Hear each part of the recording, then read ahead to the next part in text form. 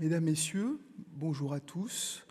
Je voudrais tout d'abord remercier les responsables de l'organisation de ce cycle de conférences de la tablette d'argile à la tablette numérique Lire et écrire de m'avoir invité pour intervenir aujourd'hui sur le thème du scribe et de l'écriture en Égypte ancienne. Et je me permets de vous accueillir avec ce monument que je pense vous connaissez tous, qui est le scribe assis du musée du Louvre, qui a été d'ailleurs un temps cette année exposé au musée du Louvre-Lens et qui est une des icônes de l'art égyptien de l'Ancien Empire.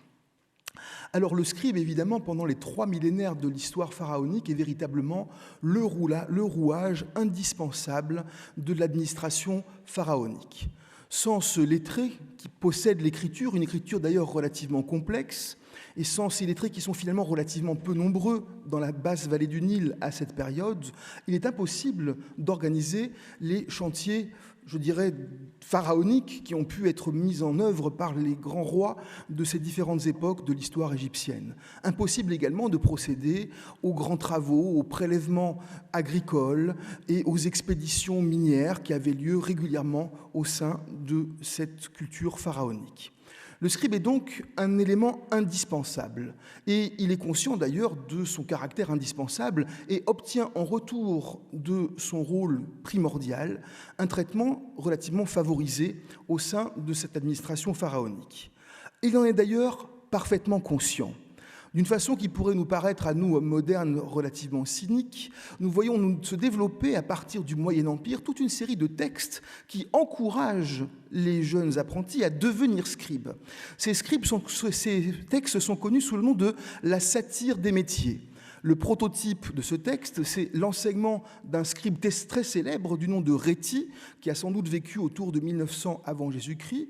Et ce texte est ensuite complété par toute une série de textes supplémentaires qui ont été, quant à eux, rédigés quelques siècles plus tard au Nouvel Empire.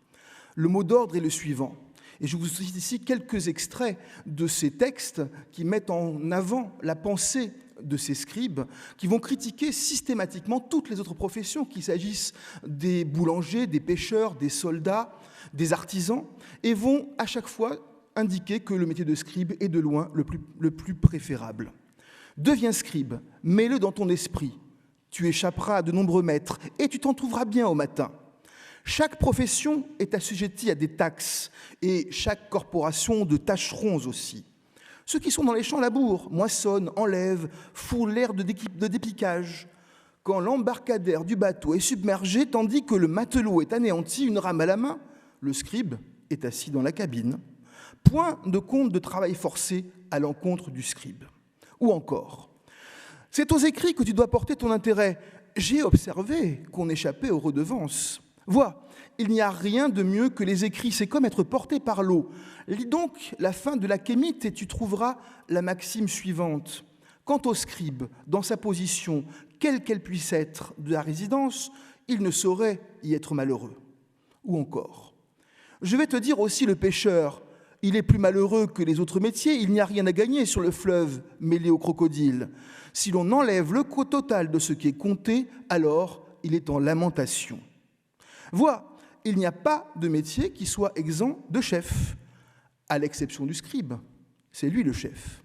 Et en fait, vous voyez ici que finalement, ce sur quoi on insiste, c'est sur l'autonomie du personnage et le fait que, produisant quelque chose qui n'est pas matériel, il n'est pas lui-même susceptible d'être taxé.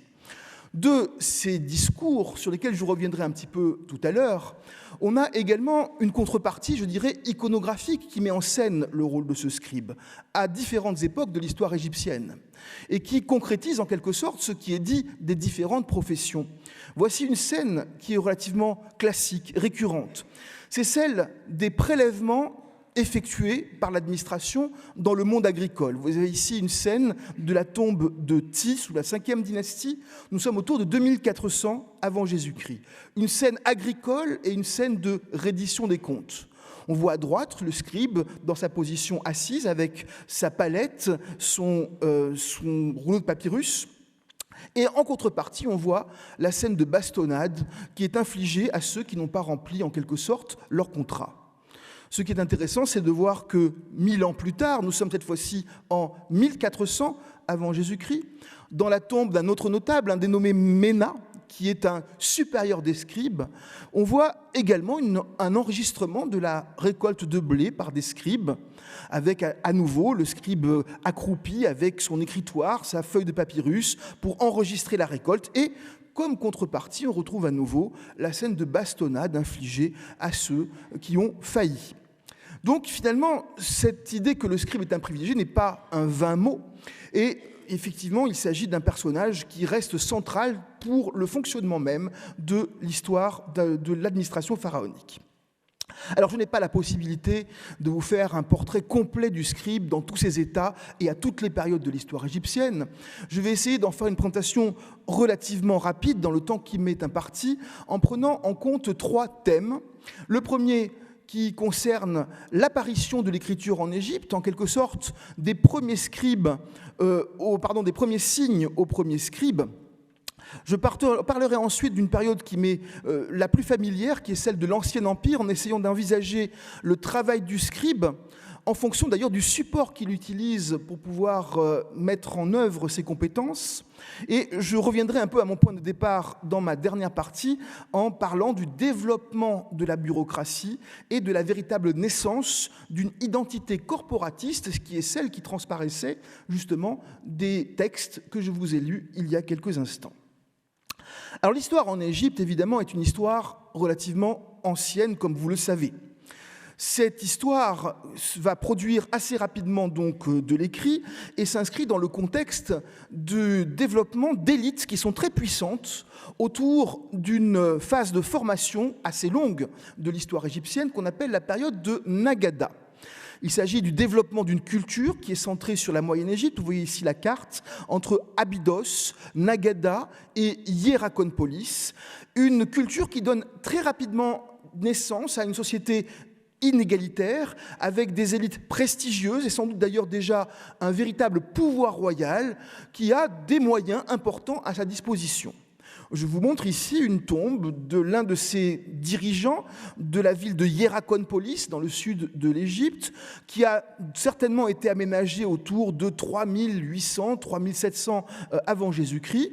Et vous voyez que ce personnage, autour de sa tombe déjà monumentale, a fait pratiquement enterré toute une sorte de petits zoos, signe qu'il pouvait régner sur finalement pratiquement tout l'univers et sur des régions qui étaient capables d'être habitées par des animaux parfois singuliers comme l'éléphant. Mais rapidement, on a trouvé que finalement, plutôt que d'avoir recours à ces enterrements d'animaux prestigieux, il valait mieux représenter des choses. Et très rapidement, cette culture se tourne vers l'iconographie. Ici, vous avez à nouveau une tombe, toujours à Hierakonpolis, quelques temps plus tard. Nous sommes cette fois-ci autour de 3600 avant Jésus-Christ, ou 3500 avant Jésus-Christ.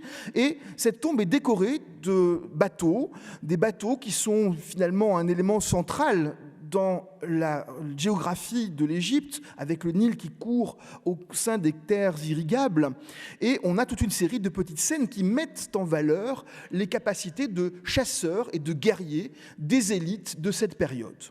Cet discours élitaire se transmet également au travers de très nombreux vases décorés, d'objets de prestige, qui déjà, par les thèmes qu'ils abordent, notamment la stylisation des personnages, des animaux, des embarcations, des végétaux, préfigurent en fait, en quelque sorte, un répertoire qui va être utilisé par les hiéroglyphes quelques siècles plus tard, ici. Bon, ce ne sont pas encore des discours, ce ne sont pas encore des éléments d'écriture, mais des éléments symboliques qui vont pouvoir parfois être remobilisés par l'écriture.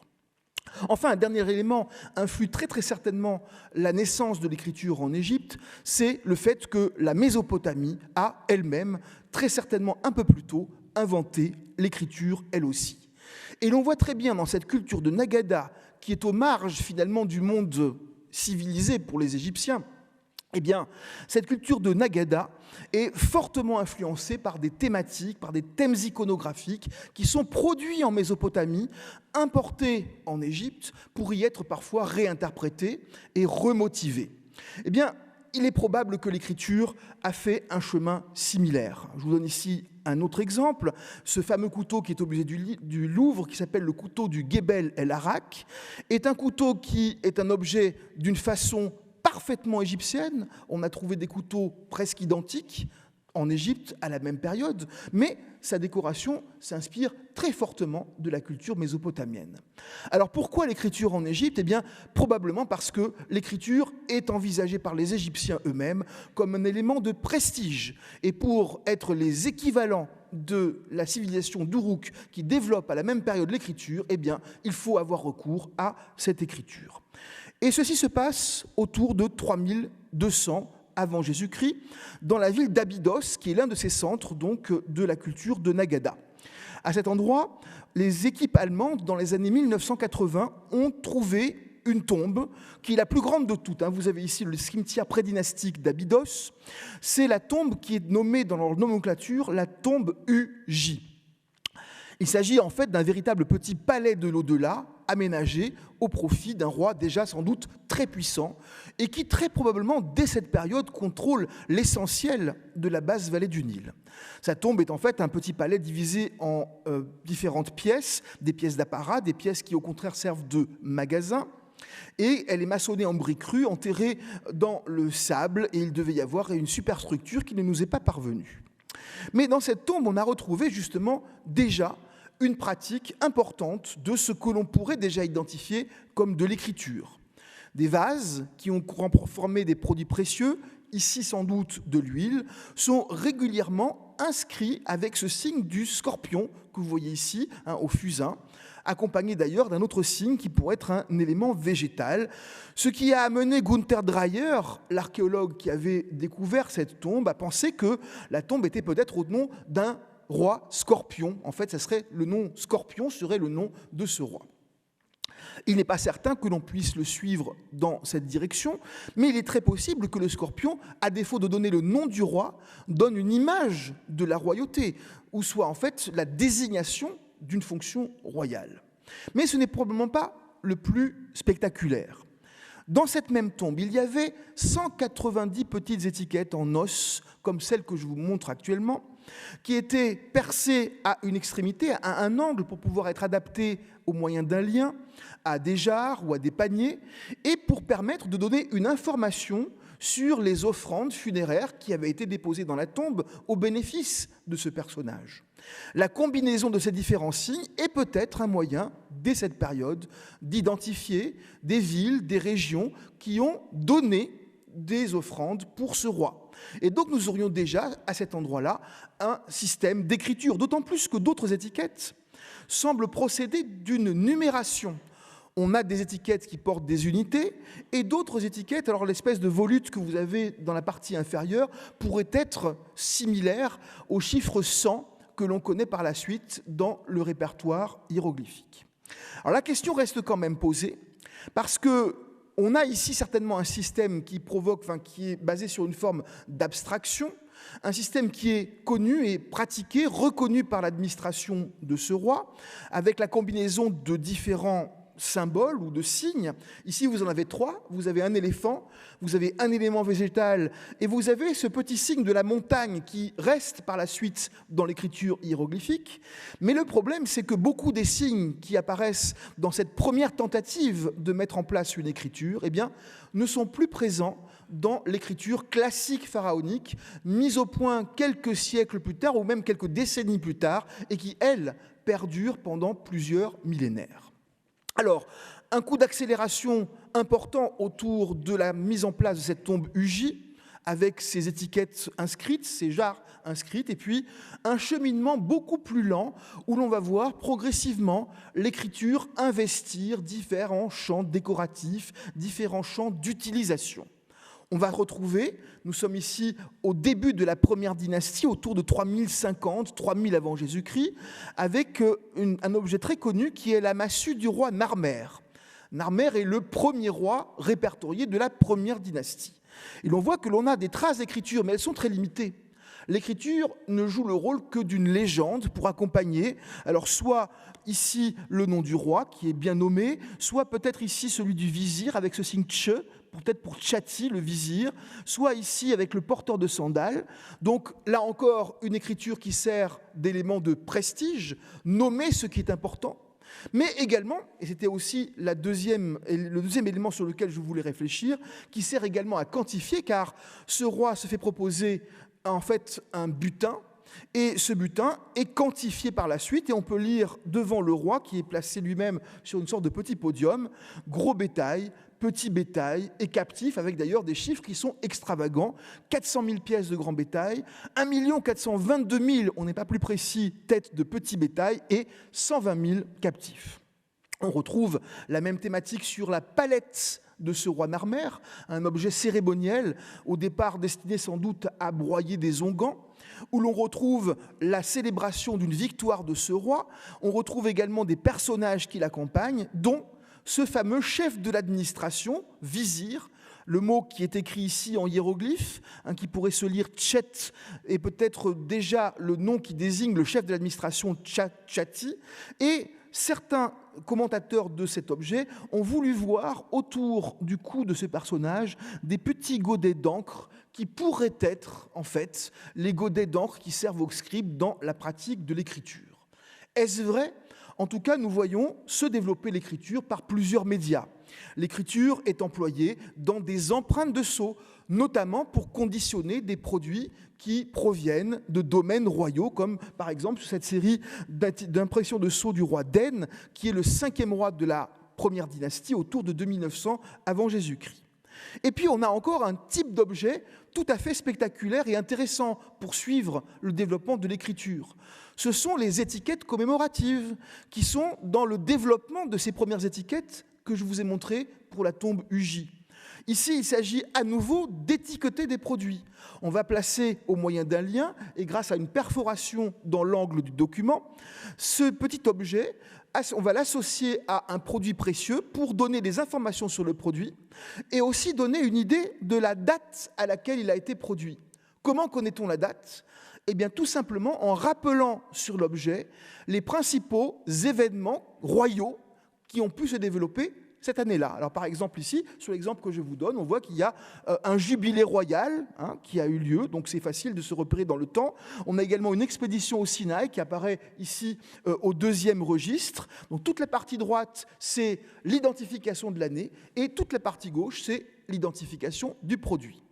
On mêle dans ce contexte à la fois l'iconographie et l'écriture, et on voit se développer ce petit type d'objet tout au long de la première dynastie, avec d'abord une grande part donnée à l'écriture, et puis plus on avance dans le temps, alors avec des champs qui peuvent être divisés soit en registres horizontaux, soit en éléments en bande verticale, mais plus on avance dans le temps, plus l'écriture devient prépondérante, et lorsque l'on arrive à la fin de la première dynastie, on voit qu'il n'y a plus rien de représenté, on est entièrement dans le domaine de l'écriture. Ceci se verrait également sur un autre domaine où on peut retrouver les prémices de l'écriture en Égypte. Ce sont les inscriptions rupestres. Je profite pour présenter une documentation que nous avions trouvée au Sinaï il y a maintenant une dizaine d'années, au Wadi Amera, des inscriptions qui avaient été laissées par les Égyptiens lors d'expéditions montées au Sinaï pour aller chercher du cuivre et de la turquoise. Ici, vous avez le compte-rendu d'une expédition qui s'est déroulée sous un roi qui appartient à ce qu'on appelle la dynastie 0, un roi qui est antérieur au règne du roi Narmer dont je vous ai parlé tout à l'heure. L'écriture n'est employée qu'à 2 endroits. D'une part, elle nomme le roi, c'est ce que vous avez ici, dans la partie supérieure. Donc, dans la partie supérieure, alors je le vois peut-être un peu mieux ici, avec le nom du roi Irior, et vous avez ici le nom de la capitale de ce roi. Une autre inscription, une autre commémoration avec le roi Narmer, qui lui aussi a laissé une inscription dans cette région du Sinaï. On voit à nouveau le nom du roi qui apparaît assez clairement ici. Et puis on va quand même avoir derrière lui l'énonciation des noms d'un certain nombre de personnes qui entourent le roi. Mais plus, là encore, on va s'avancer dans le temps, plus le répertoire iconographique, dessins de bateaux, éléments donc montrant la réalité de l'expédition vont avoir tendance à s'estomper, et plus les signes hiéroglyphiques vont se développer. Ici, nous sommes sous le règne de Djer, qui est le 3e roi de la première dynastie, et on voit que l'on a, comme dans les étiquettes, à la fois une zone iconographique, le roi représenté par son nom, qui massacre l'ennemi ici, et de l'autre côté, vous voyez que tout le reste est occupé par des légendes hiéroglyphiques identifiant les participants de cette mission au Sinaï. Et l'on voit en marge d'ailleurs de ce qui est expédition et inscription officielle se développer progressivement toute une série d'inscriptions de particuliers, de personnages qui ont accompagné l'expédition et qui souhaitent pouvoir garder, laisser une trace de leur passage dans ces lieux. Et si je vous montre celui-ci, c'est que parce que ici, avec ce petit personnage que vous avez ici, qui s'appelle Inéri, on a pour la première fois dans l'écriture hiéroglyphique le mot qui désigne le scribe, qui est celui de la palette avec les godets attachés à un calame, un petit bâton qui va servir, en le trempant dans l'encre, à écrire. Et en fait, nous avons, avec ce personnage, pratiquement le premier scribe connu dans la documentation. En fait, il a fallu attendre une période entre 3200, début des premiers signes, et aller jusqu'à 2800 à peu près pour que les scribes apparaissent d'une façon parfaitement identifiable dans la documentation égyptienne. Alors, j'en passe maintenant à mon deuxième point, qui est d'essayer de montrer quel est exactement le contexte dans lequel se déroule le travail de ces scribes. Et je vais prendre 3 exemples qui sont tous extraits de l'ancien empire égyptien pour vous montrer que finalement, contrairement à ce que peut-être on pense tous, on pense au papyrus, je parlerai d'ailleurs du papyrus, mais le papyrus n'est pas le seul média qui a pu être utilisé régulièrement par ces scribes, notamment au début de l'histoire égyptienne. En fait, les scribes égyptiens ont pu, de temps en temps, ça peut paraître surprenant, avoir recours, comme en Mésopotamie, à des tablettes d'argile, qui sont un matériau que l'on trouve facilement, que l'on peut inscrire, que l'on peut d'ailleurs réutiliser tout aussi facilement, et qui a, pour les archéologues d'ailleurs aussi, la capacité de se préserver bien mieux que les papyrus. Et les égyptologues ne peuvent que regretter que les Égyptiens aient préféré l'emploi du papyrus, qui ne s'est que très rarement préservé, alors que les tablettes, finalement, se conservent beaucoup mieux sur une très longue période. Alors, je vais vous donner 3 exemples. Le premier, c'est celui donc du support, de l'utilisation du support de tablettes d'argile. Un support que l'on va retrouver en Égypte dans la ville de Balat Aïn-Nassil. Nous sommes loin de la vallée du Nil. Peut-être justement sommes-nous loin aussi des ressources potentielles de papyrus que pouvait utiliser l'administration. Et à cet endroit, nous avons une ville oasienne, une capitale de l'oasis, gérée par des Égyptiens, avec un palais des gouverneurs que vous voyez ici, construit en briques crues. Vous en voyez ici le plan général. Eh bien, ce palais contrôle l'espace de l'oasis. Il est doté d'une administration qui prélève des surplus agricoles, qui les stocke, qui gère des problèmes un peu partout dans l'espace qui est contrôlé par ce gouverneur. Et on retrouve dans ce palais, qui a d'ailleurs brûlé à la fin de la 6e dynastie, nous sommes autour de 2300 avant Jésus-Christ, avec l'exemple que je vous montre, eh bien, nous sommes en présence de très nombreuses tablettes d'argile, tablettes qui servent à donc énoncer des comptabilités, mais nous avons aussi des listes de personnages, des attributions et également des lettres qui montrent comment communiquent finalement les gens à l'intérieur même de l'oasis. L'administration se tient dans le palais.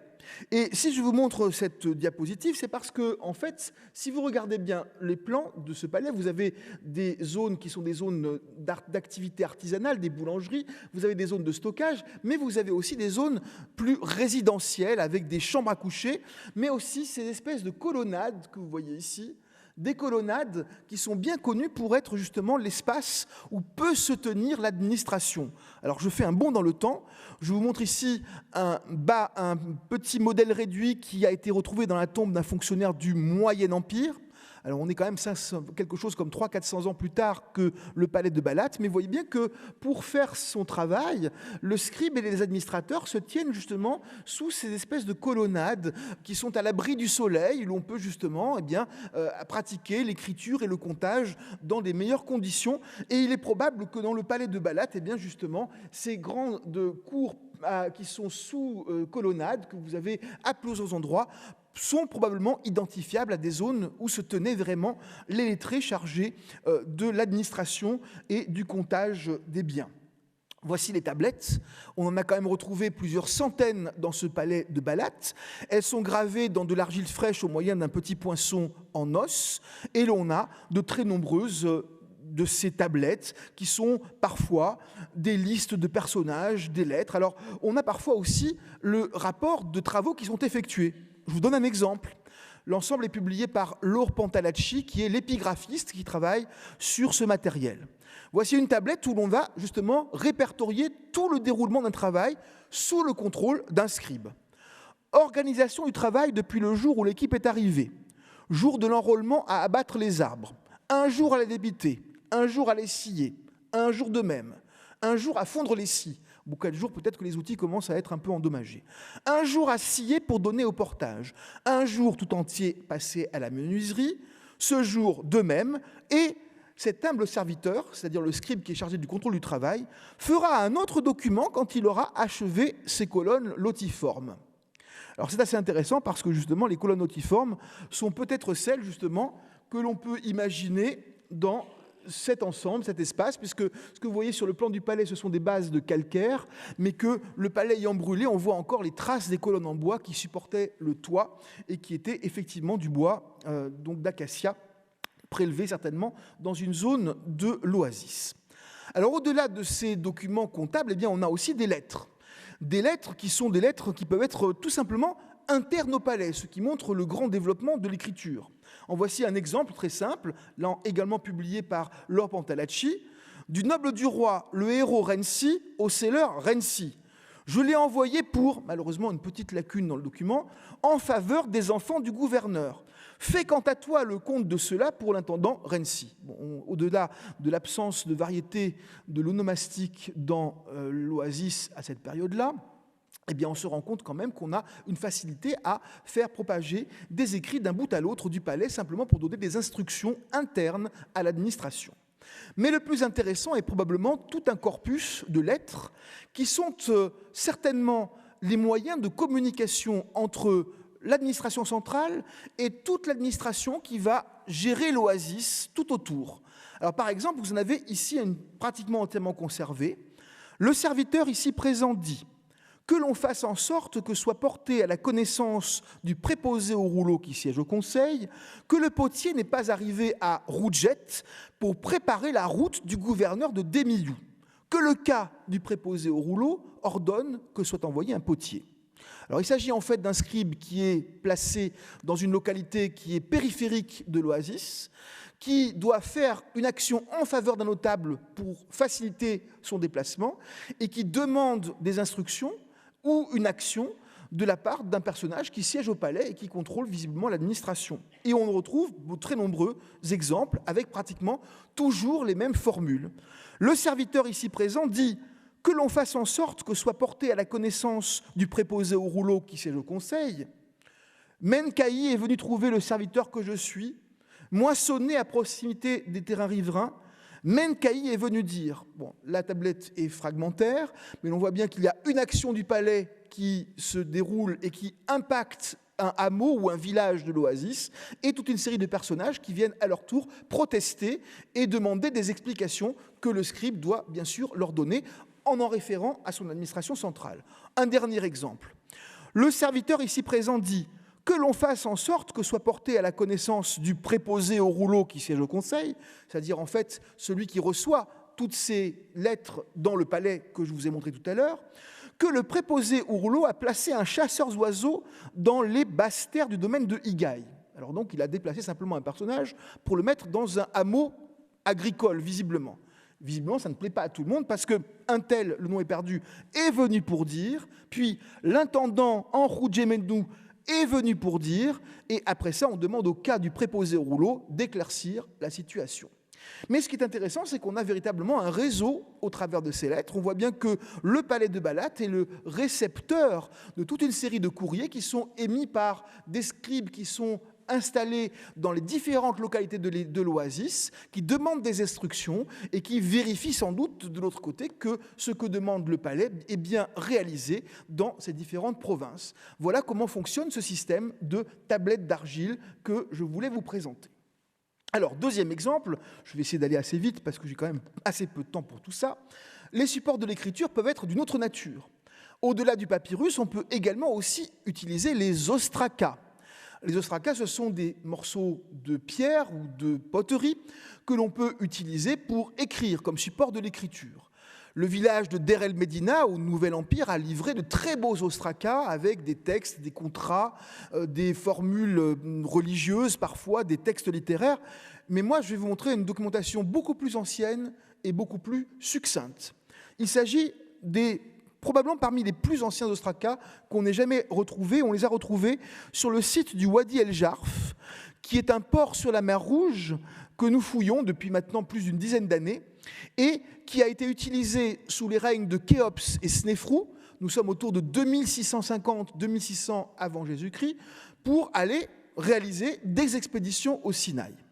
Ce site se répartit sur plusieurs implantations et nous avons au cœur du système un grand bâtiment que vous voyez ici, en pierre sèche, en fait en pierre qui était d'ailleurs liaisonnée avec une sorte de mortier. Et dans ce bâtiment, en fait, plus exactement dans les niveaux inférieurs du bâtiment, que vous voyez ici s'afficher en rose, eh bien, on a retrouvé un très abondant matériel qui correspondait à la vie des ouvriers qui étaient mobilisés dans ce camp pendant plusieurs mois, chaque fois qu'il y avait une expédition. On a retrouvé de la céramique utilitaire qui servait à cuire le pain, etc. Mais on a aussi retrouvé donc ces petits cailloux inscrits en rouge, comme vous le voyez ici, avec des mesures et quelques signes. Parfois, les éléments sont un peu plus développés, on peut avoir des noms qui apparaissent. Et, surprise, on a aussi quelques cailloux de ce genre. Ce sont des galets qui sont exactement identiques à ceux que l'on peut ramasser un peu partout dans les wadis avoisinants autour du camp. Il suffit de se baisser par terre pour ramasser un caillou exactement comme celui-ci. Et il a fallu un certain temps pour que nous comprenions à quoi ça servait. En fait, ici, vous avez deux mesures qui sont l'une à côté de l'autre. L'une est exprimée en mesure hécate, qui est une mesure de grain que l'on connaît pendant toute l'histoire égyptienne. Elle fait 4,8 litres. Et l'autre est une fraction d'une mesure beaucoup plus grosse qui est en train, sans doute, de disparaître. En fait, ils sont en train de passer du franc à l'euro, d'une certaine façon, avec ces ostracas, et on a besoin d'une conversion entre ces deux mesures. Eh bien, ces ostracas sont sans doute des jetons qui sont confiés aux ouvriers, et en contrepartie desquels ils peuvent obtenir une ration alimentaire qui est indiquée sur le caillou en question. Alors, on a parfois un développement un peu plus grand, on a parfois ici le nom de l'équipe, ici ce sont l'équipe des amis du roi. On peut aller parfois jusqu'à avoir la mention d'une mesure exprimée comme la mesure de Géret que vous avez ici. Et sur ce même ostracon, d'ailleurs, on avait à la fois la mention d'une équipe qui est l'équipe du lion que vous voyez ici. On a la mention d'un responsable qui est le contrôleur des équipes à pair et donc la valeur de la ration qui est mentionnée sur le document. Parfois, on a des choses assez amusantes, comme par exemple cet ostracon où on a le nom d'un chasseur qui s'appelle Terry et qui littéralement veut dire l'ivrogne en égyptien. Alors, à quoi tout ceci sert-il ? Eh bien, évidemment, vous avez ici encore une fois un réseau. L'écriture sert de monnaie. Et on pourrait considérer qu'il s'agit d'une certaine arrogance finalement de la part du scribe, parce que pour pouvoir transformer un simple caillou en monnaie, eh bien, il suffit d'avoir recours à l'écriture. L'écriture est tellement peu diffusée que le lettré est sûr qu'on ne peut pas contrefaire ce qu'il produit lui-même. Et donc, vous voyez que vous avez ici un usage de l'écriture qui est tout à fait exceptionnel. L'écriture devient de l'or, en tout cas du blé, à cette période-là. Et nous avons eu même la chance, en fouillant systématiquement ces niveaux, de retrouver la palette du scribe. Alors, ce n'est pas une très belle palette comme celle que vous avez dans les musées, avec, on range les petites baguettes, on voit les godets qui servent à écrire, ici. Non, ici, vous avez un très beau coquillage, une très belle palourde, ici. C'est un coquillage ougno. Il est percé d'un trou, et vous voyez ici les traces de l'encre rouge et les traces de l'encre noire qui ont servi à réaliser tous ces petits ostracas que je vous ai montrés. Alors, vous me direz, rien de plus commun qu'un coquillage en bord de mer Rouge, mais non. Ce coquillage, eh bien, il vient de la vallée du Nil. Il s'agit d'une palourde que l'on trouve dans le fleuve et qui a sans doute voyagé avec ce scribe. Enfin, dernier exemple, je m'excuse de devoir aller un peu vite, bien évidemment, le support par excellence de l'écriture pour les Égyptiens, c'est le papyrus.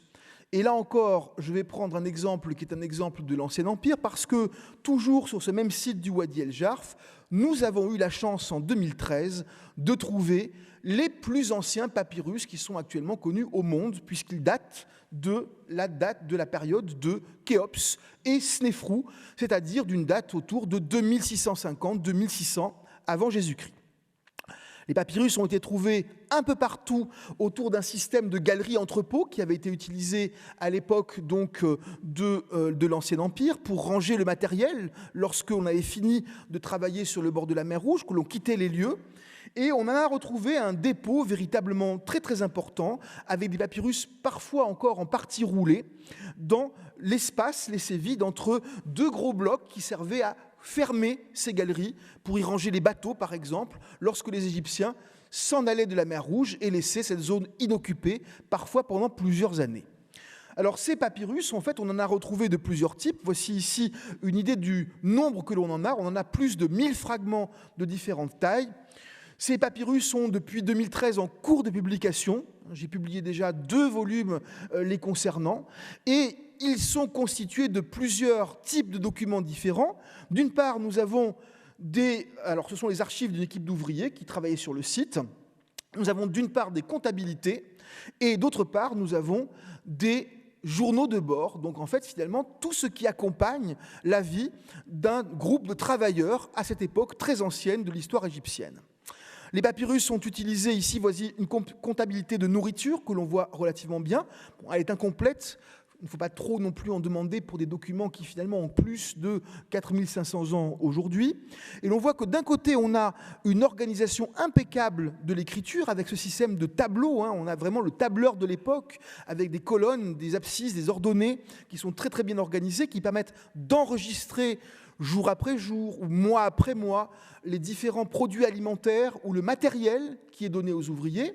Et puis de l'autre côté de la feuille, lorsque le scribe a besoin de prendre des notes, il retourne son papyrus et puis il prend des notes cursives qui sont beaucoup moins d'ailleurs finalisées, parfois aussi beaucoup plus difficiles à déchiffrer. Alors par exemple ici, on voit que Iri le Jeune a probablement apporté un sac, la section de Nid a probablement donné 9 sacs probablement de céréales, et puis on a également l'enregistrement de l'arrivée de coffres qui sont apportés de tel endroit au bénéfice des ouvriers. Donc des notes cursives qui sont prises au verso, mais qui sont probablement finalisées et remises au propre, en fait, au recto du document pour être archivées par l'administration. Voici encore un autre exemple de ces papyrus comptables. Ici, on a sur l'extérieur du papyrus le titre de celui-ci qui permet de l'identifier une fois qu'il est roulé. Ici, on a la mention d'une comptabilité de pain. Et le document lui-même nous donne d'ailleurs peut-être le nom de son auteur, puisqu'on a au début du rouleau la mention que le décompte de tout cela est fait par un dénommé Irtisen. Il a en quelque sorte signé son travail, peut-être pas simplement par vanité, mais pour qu'on puisse lui demander des comptes si jamais il s'avère que les comptes sont faux. Et puis sur l'ensemble de ce document, eh bien, vous allez avoir l'enregistrement de toutes sortes de denrées alimentaires qui peuvent être données donc à des ouvriers, du blé, du grain, de la bière, des dates, etc. L'autre catégorie de documentation que nous avons sont des journaux de bord par lesquels l'équipe exprime jour après jour quel est le travail qu'elle a fait pour l'administration. Vous voyez que tout est très bien contrôlé. On ne peut pas passer un jour au bord de la mer simplement aller à la plage. Il faut absolument avoir fait quelque chose et on va avoir à chaque jour donné 2 colonnes de texte qui vont dire ce qu'a fait l'équipe et l'endroit où elle a passé la nuit. Et cet enregistrement se fait à 2 niveaux. Au niveau de celui d'un chef d'équipe qui est ici appelé l'inspecteur méraire. Et vous avez également un autre niveau de prise d'information et de contrôle qui est un scribe du nom de Dédi qui lui semble contrôler vraiment l'activité de toute une équipe. Alors voici comment s'articule le document, mention du mois, du jour, rapport quotidien en 2 jours. Parfois on peut suivre l'activité de ces ouvriers pendant plusieurs décades, la séquence de 10 jours et la séquence de comptage du travail à cette période-là. Et l'on a, alors ici je vous donne un exemple, je ne vais pas le lire pour ne pas perdre trop de temps quand même et pas trop vous retarder, mais il s'agit d'un travail qui est effectué auprès de la pyramide de Khéops pour transporter des blocs qui vont certainement servir à construire la pyramide de Khéops. Donc ce journal de bord rapporte jour après jour le travail des ouvriers.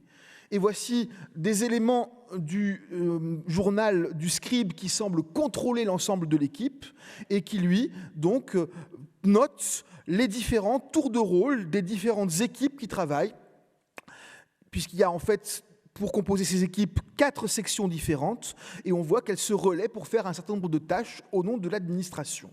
Alors à quoi je voulais aboutir en vous montrant ces papyrus, je pourrais bien sûr en parler pendant des heures, puisqu'il y a une très grande richesse dans cette documentation, c'est que tous ces papyrus nous montrent une organisation qui est véritablement pilotée par les scribes. On voit que l'équipe, qui compte sans doute 160 hommes, est divisée en 4 sections de 40 personnes. Chaque section a à sa tête un chef d'équipe. Et ce chef d'équipe va produire chaque mois un document qui récapitule son activité. Donc si on imagine que, et à côté de tout cela, le scribe qui supervise tout ça fait lui-même son propre décompte du travail qui a été effectué par les équipes.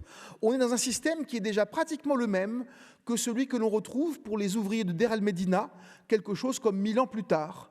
Une subdivision du travail en plusieurs équipes, mais un scribe représentant de l'administration qui véritablement contrôle et pilote l'ensemble de cette opération. Donc rien n'a changé en fait pendant un millénaire, et l'on voit bien ici comment le scribe est véritablement le patron en quelque sorte. C'est d'ailleurs certainement le personnage le plus gradé, parce que de tous ces personnages que l'on voit apparaître dans ces documents, ces papyrus très anciens du Wadi el-Jarf, eh bien le seul dont on a retrouvé la tombe, c'est justement le scribe Dedi, dont je vous ai montré des éléments du journal il y a quelques instants. Donc voilà, un scribe qui peut travailler dans différents contexte de l'État, avec la production de papyrus, une documentation souvent très soignée, très finalisée, contexte de l'administration locale, avec les tablettes que je vous ai montrées pour ce palais de Balat, ou encore contexte expéditionnaire encore plus restreint, avec cette circulation d'ostraka qui peut se trouver simplement dans le périmètre d'un camp pour pouvoir permettre des rationnements ou des distributions de vivres à des ouvriers. Vous voyez que finalement, la position de scribe n'est pas uniforme, mais les scribes travaillent à tous les niveaux de l'État et ils ont bien sûr recours à de très nombreux supports pour leur écriture. Alors je vais maintenant revenir finalement à mon point de départ en parlant de la naissance d'une conscience identitaire pour ce monde des scribes. Pour les périodes anciennes, comme la période de l'Ancien Empire que je vous ai très largement présenté, on n'a pas beaucoup d'informations sur ce que pense le scribe, ce que fait le scribe en dehors de son travail pour l'administration centrale. Mais le Moyen Empire, la période qui commence autour de 2000 avant Jésus-Christ, voit la position du scribe sans doute évoluer beaucoup. Pourquoi ? Parce que d'une part, le pouvoir qui se met en place au Moyen Empire, c'est une nouvelle dynastie, la 12e dynastie, qui n'est pas d'origine royale. Et elle a recours, pour installer son pouvoir, elle a recours à une arme absolue qui est la littérature. On produit des textes littéraires qui vont légitimer la présence de ces rois. La prophétie de Néferti est un texte qui annonce l'arrivée du fondateur de la dynastie plusieurs siècles avant qu'il ne soit là. C'est quelque chose qui permet de justifier la présence du roi Amenemhat Ier, qui est le fondateur de la 12e dynastie. On a ensuite un enseignement d'Amenemhat Ier qui nous rapporte des éléments qui sont en rapport avec le pouvoir. Le conte de Sinué qui rapporte finalement une situation de trouble au début de la 12e dynastie dont le roi Sésostris Ier, le deuxième roi de cette lignée, a réussi à venir à bout. On a enfin un texte qui s'appelle l'enseignement loyaliste qui prêche l'obéissance absolue au pouvoir royal. La littérature est donc devenue une arme, en quelque sorte, aux mains du pouvoir royal, et cela, bien sûr, renforce très fortement la position du scribe. Par ailleurs, la période du Moyen Empire connaît un fort développement urbain, avec la création de nouvelles cités, des cités artificielles, créées de toutes pièces par l'État, et dans lesquelles on va voir se constituer une sorte de classe moyenne, même si c'est un petit peu anachronique, dans laquelle, finalement, la connaissance de l'écriture va se développer et va être présente de façon beaucoup plus soutenue qu'auparavant. On va voir se développer de façon importante le nombre de lettrés et la catégorie des scribes va se développer elle-même de façon considérable. Eh bien, ce sont certainement ces éléments-là qui ont donné naissance à une véritable corporation de scribes qui a une forte conscience de son identité, cette conscience même qui lui fait produire ses écrits, soit un scribe dont j'ai parlé tout à fait au début de cette séance. Alors, un exemple de ces villes artificielles dans lesquelles on voit se développer l'écriture. El Laoun se trouve à la périphérie de la dépression du Fayoum, vous la voyez ici, et plus particulièrement, c'est une ville qui a été créée pour accompagner le développement de la pyramide du roi Sésostris II. Sésostris II, il a régné autour de 1900-1850 avant Jésus-Christ. Il s'agit d'un roi éphémère, mais qui doit être le 4e roi de la 12e dynastie. Il avait fait construire sa pyramide, et à côté de cette pyramide, eh bien, il avait créé une ville ex nihilo. Alors vous voyez qu'on a finalement un plan, d'ailleurs, tout à fait rationnel, un plan, je dirais, hippodamien avant la lettre, avec des rues qui se croisent en angle droit, des modules de maisons qui sont parfaitement, je dirais, calculés avant même la construction de la ville, au sein de laquelle se distinguent les grandes villas qui sont destinées aux grands dignitaires de l'État, et puis toute une série de petites maisons assez modestes qui, elles, vont abriter des soldats, des administrateurs, des musiciens, des responsables du culte du roi, toute cette catégorie, cette classe moyenne dont je parlais tout à l'heure, qui peut loger à l'intérieur même de cette ville. Et dans cette ville, on a retrouvé peut-être les plus belles archives sur papyrus que l'on connaisse pour cette période. Des papyrus qui sont de nature très variable. On a des textes littéraires, des textes médicaux, on a des hymnes religieux, des hymnes royaux, mais on a aussi des documents de la vie quotidienne parce que les scribes de la cité tiennent des archives notariales, par exemple. Alors voici par exemple ici un testament qui est fait par un prêtre. Testament qu'a établi le prêtre horaire Méri, fils de Antef, surnommé Kébi, en faveur de son fils Antef, fils de Méri, surnommé Iouséneb. Je donne ma prêtrise horaire à mon fils Antef, fils de Méri, surnommé Iouséneb, en échange d'un bâton de vieillesse, parce que je suis vieux. Comme quoi les Égyptiens avaient déjà inventé le principe de la retraite. Je ne sais pas s'il était à 64 ans, mais en tout cas, ça existait. Quelle lui sa sentence ferait à l'instant? Quant au testament que j'avais établi en faveur de sa mère auparavant, il est caduc. En ce qui concerne ma maison, qui est dans le district de Outmaat, elle ira aux enfants qu'enfantera pour moi Nebet Nennessout, la fille du garde du conseiller du district Sobek-Emat, ainsi que tout ce qui est à l'intérieur. Peut-être finalement que ce prêtre horaire n'avait pas tout à fait 64 ans au moment où il fait son testament. En tout cas, vous avez toute une série de ces documents qui nous montrent la pratique de ces scribes de façon régulière. Alors, je ne vais pas vous lire tous les testaments. Voici un autre, complètement conservé, avec la copie d'une pièce antérieure. C'est un personnage qui lègue sa maison à sa femme, à sa première femme, lui, visiblement. Son testament est rédigé. On a également une liste de témoins. Et sur l'extérieur du document, on a aussi donc, le titre de la pièce qui permet d'identifier le document sans avoir le déroulé lorsqu'il est rangé sur une étagère. Et tout ceci s'accompagne à nouveau d'un véritable courrier administratif. Là, par exemple, vous avez une lettre d'un petit scribe qui est responsable des domaines à son supérieur qui s'appelle Iib. Alors vous allez voir qu'on a aussi le développement de tout un protocole assez lourd qui doit être mis en place quand on s'adresse à son supérieur. Ceci est une information pour le maître, qu'il vive, prospère, soit en bonne santé, à savoir que tous les biens du maître, qu'il vive, prospère, soit en bonne santé, sont sains et prospères à leur place par la faveur de Sopède, le maître de l'Orient, de son nonade et de tous les dieux, conformément à ce que souhaite cet humble serviteur. Bon, voilà. Vous voyez qu'avant de commencer à parler, déjà, on fait quand même toute une série de bons vœux pour celui qui reçoit la lettre.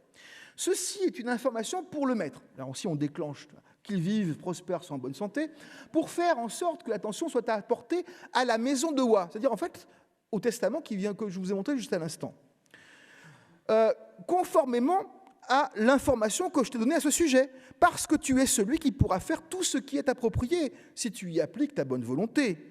Vois, le directeur du temple Téti m'a dit, je lui ai donné les éléments à ce sujet. Ainsi a-t-il parlé. Puisse être fait ce qui convient, de sorte que le cas du prince continue à te louer. Il y a quand même une petite menace derrière tous ces mots. Ceci est une information à ce sujet, ceci est une information au maître, qu'il vive, prospère, soit en bonne santé. Il est bien que le maître, qu'il vive, prospère, soit en bonne santé, entende. Vous voyez que là, vous avez un formulaire assez bien maîtrisé. Vous aurez remarqué quand même qu'on connaît tellement bien de quoi il s'agit que nous, extérieurs à ce problème, nous ne savons pas quel est le problème qui est posé par le scribe à son supérieur, au bout du compte. Mais nous avons des informations sur la façon dont on pouvait écrire une lettre à l'époque. Et ces lettres sont évidemment très largement codifiées et sont l'émanation d'une, je dirais, une corporation de scribes tout à fait expérimentée. Alors là où je dis qu'il commence à y avoir une véritable conscience d'une corporation, c'est qu'on va au-delà un petit peu de la génuflexion au maître et de ce respect qu'on lui témoigne, parce qu'on a aussi, au moins une fois, un pastiche. Voici une lettre qui n'a probablement jamais été envoyée d'un subalterne à son supérieur. Ceci est une information concernant le fait que cet humble serviteur a été informé que le maître, puisse-t-il vivre, prospérer, être en bonne santé, a atteint Serem Serouzeret, qui est le nom ancien de cette ville de El Laoun, le 4e mois de la saison chez Mou, jour 10. Comme c'est néfaste que tu sois arrivé sain et sauf. Et vous avez en rouge la réponse qui est faite. Tu ne dis que des incongruités par la faveur de Sobek, maître de Roserwi, lequel t'enverra dans les oasis, qui est le lieu où on envoie les opposants politiques, généralement à l'époque, pour s'en débarrasser. Le cas du directeur du temple de Eket, Pépi, a agi contre toi constamment, durablement et pour toujours. C'est une mauvaise chose que tu ententes. Puisses-tu être frappé? Viens donc que je te vois. Vois, nous passerons un mauvais moment ensemble. Et vous avez tous les éléments qu'on trouvait dans la lettre qui sont entièrement pris à rebours. Et c'est là qu'on voit finalement que l'on a très certainement affaire déjà à une conscience communautaire qui n'est pas dupe en fait de toutes les génuflexions qu'elle fait pour sa hiérarchie, mais qui se pose justement et qui est capable d'avoir un certain humour par rapport à tout ça. Alors, ça se développe encore très largement au Nouvel Empire égyptien, puisque nous avons beaucoup plus d'informations pour cette période. À cette période du Nouvel Empire, c'est la période qui va de 1500 avant Jésus-Christ à 1100 avant Jésus-Christ, on a une documentation pléthorique sur les scribes et qui n'est pas encore entièrement étudiée, je dirais, dans les détails. Des graffitis de visiteurs par lesquels les scribes qui passent vont laisser une marque de leur passage lorsqu'ils visitent des monuments. À l'époque, c'était moins mal vu peut-être que maintenant quand on va visiter un monument antique. Des enseignements par lesquels les scribes, justement, indiquent comment on peut apprendre leur métier. Des tablettes et des ostracas, des exercices d'école, et même toute une série sur lesquelles je vais un peu m'attarder, qui sont les miscellanées, qui sont en fait une sorte de manuel du scribe qui donne des modèles et des exercices pour la formation des lettrés dans leurs différentes situations professionnelles. Alors, pour l'écriture, pour l'apprentissage, on a toute une série de tablettes comme celle-ci. Alors, celle-ci est conservée au British Museum et elle comprend, alors c'est une tablette en bois stuquée, on peut écrire dessus, et ici on a toute une série d'exercices par lesquels un de ces scribes a fait des entraînements à ce qui pouvait être de l'exercice de sa profession. Alors, on a par exemple, d'un côté ici, vous avez une comptabilité de vin, qui vient du port de Memphis, probablement. De l'autre côté, on a un texte littéraire qui a été recopié, un petit bout de la prophétie de Néferti, qui est en fait un texte qui est quand même plutôt un texte en faveur du pouvoir royal. Et puis de l'autre côté, on a un essai d'écriture du nom de Crétois. Ben oui, on est dans un port, il y a des étrangers qui arrivent. Comment on va bien pouvoir écrire les noms de ces personnages qui ont des consonances étrangères? Vous voyez que le travail du scribe est finalement un travail qui peut prendre des aspects extrêmement variés. Mais le plus intéressant, ce sont ce qu'on appelle ces miscellanées, qui sont donc évidemment le manuel du scribe. Le manuel du scribe, en fait, finalement, sur un même rouleau, on va pouvoir trouver toute une série de textes très variés qui répondent aux différentes situations dans lesquelles le scribe va pouvoir être placé et quelle est en fait la conduite à tenir dans ces différents cas. Alors je vous donne l'exemple ici du papyrus de Bologne, c'est le seul dont j'ai des photos. Vous voyez ici un manuel, alors vous avez d'ailleurs encore une fois la marque d'exercice en marge du document. Vous avez ici une très très belle écriture caractéristique de la période ramesside autour de 1200-1300 avant Jésus-Christ, et puis parfois on a des développements de signes qui sont en plus de détails. Par exemple ici l'écriture du nom du dieu Seth a été, je dirais, testé en marge du document. Alors qu'est-ce qu'on trouve sur ce seul papyrus Bologne? Eh bien, il y a au moins 16 documents différents, dont des instructions pour le 2e jubilé du roi, Des instructions pour aller chercher des pierres fines dans les réserves, un éloge d'Amon, une lettre concernant les affaires agricoles, des reproches à un élève, je reviendrai dessus, une lettre concernant de jeunes conscrits, la lettre d'une chanteuse d'Amon, la lettre d'un prêtre à son épouse, une lettre d'introduction, une lettre mentionnant les deux de Thèbes, une lettre qui rapporte des maximes qu'il faut connaître, et une lettre concernant la situation d'un militaire âgé. Vous voyez, toute une série de situations qui sont souvent sans rapport les unes avec les autres, mais on a une dizaine de ces documents qui nous donnent finalement de grandes informations sur les différentes facettes du métier de scribe. Alors, je vais m'intéresser, moi, justement, à l'éducation et à la façon dont le scribe voit lui-même son travail. Voici, par exemple, des lettres qui sont adressées à des étudiants qui, visiblement, ne sont pas tout à fait conformes à ce que l'on pourrait en attendre. Maou, ça c'est dans le papyrus Bologne, Maou, scribe de l'arsenal de Pharaon, puisse-t-il vivre, prospérer, être en bonne santé, s'adresse au scribe Pouhem. Cette lettre t'est apportée à cette fin. Ne te conduis pas comme l'homme sans esprit, qui n'a pas d'éducation. On passe toute la nuit à t'instruire, toute la journée à te former, mais tu n'écoutes aucun enseignement et n'en fais qu'à ta tête. Le singe peut entendre des paroles, et pourtant il vient du pays de Couche.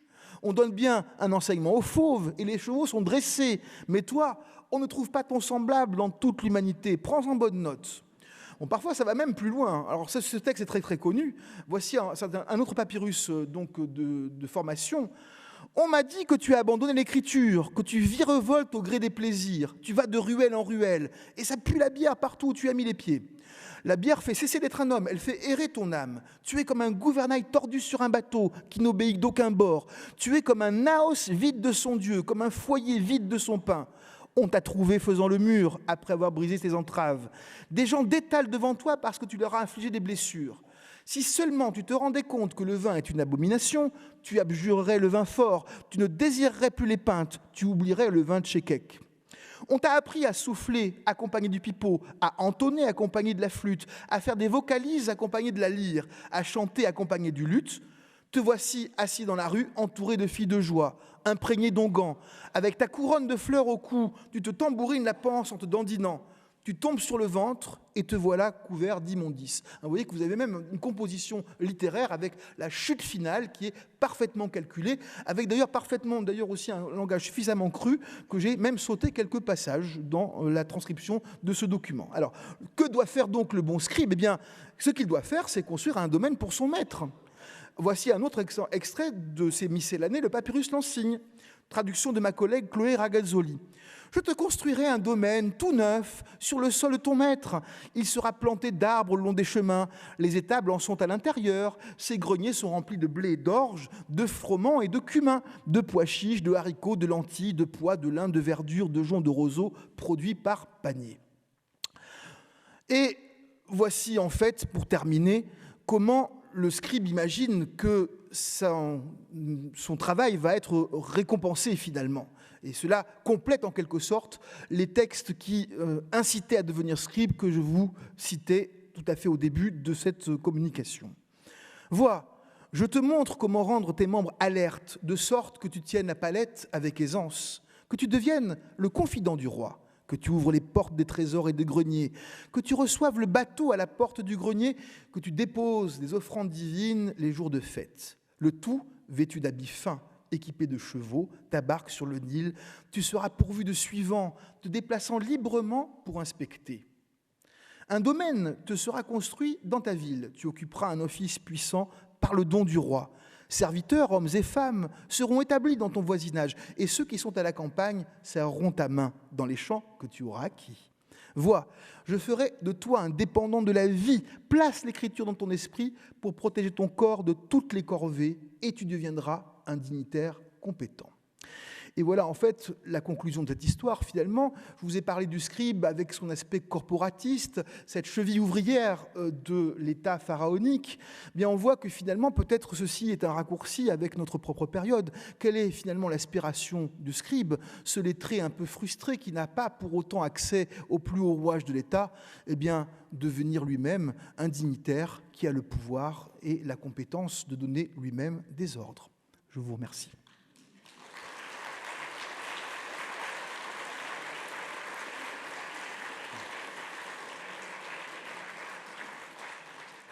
Si Alors, si vous avez des questions à poser et que je suis en mesure d'y répondre, ce qui n'est pas forcément le cas, ça sera avec plaisir.